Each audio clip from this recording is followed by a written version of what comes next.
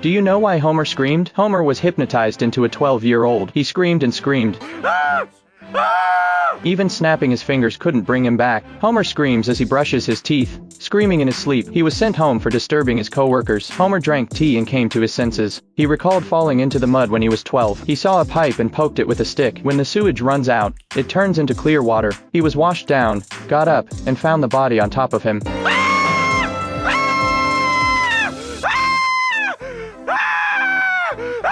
To allay their fears, the Simpsons went to the spot where it happened. They saw the Chief Wiggum here. Wiggum and Homer work together to recover the body. All they find is a shopping cart. Marge carries a pile of paper into the water. The water dries up, revealing a white skeleton. To solve the mystery, they follow the pipe to the end. Homer opens the hatch above. Wiggum pokes his head out and fires a bullet at the switch. This is Burns' office, but he's not the killer. Burns finds the evidence and shows it. There's a malfunction in the lab at the former nuclear power plant. Smith's dad went in despite the obstacles. After the movie, Homer learned the truth. Eventually, he put the skull in the box. Homer made peace with his childhood.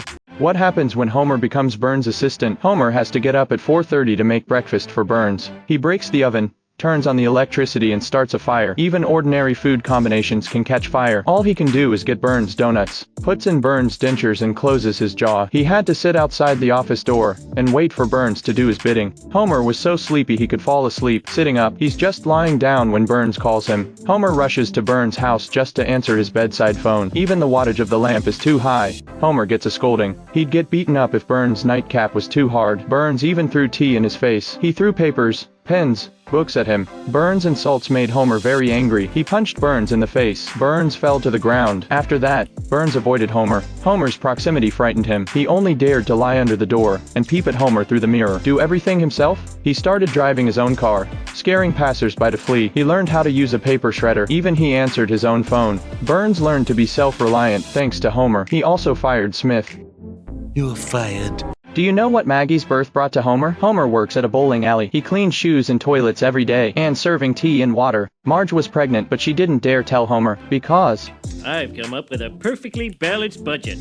There will be exactly enough money for you, me, Bart, and Lisa. Homer got the blessing of the police, Apu and Moe after work, but he didn't know what it was about until he came home and saw the baby's clothes. He tore his hair out and broke down. With the addition of a new family member, Homer went to his boss and asked for a raise. The dugout wasn't making much money, so he also studied marketing. He watched bowling and figured it out, but his marketing was terrible, resulting in an empty bowling alley. The owner gave him a parting gift. Homer had to leave. He went back to the nuclear power plant again. Acid rain corroded his clothes. Leaving employees can only go through dog holes. Burns was waiting for him at the other end. He was back at his workstation again. Homer stood outside his home to compose himself and face Marge. At the hospital, Marge was in labor. At that moment, Maggie grabs Homer's finger. Homer greeted Maggie and sat next to Marge with her in his arms. Homer loves Maggie so much that he has her picture on his workstation wall.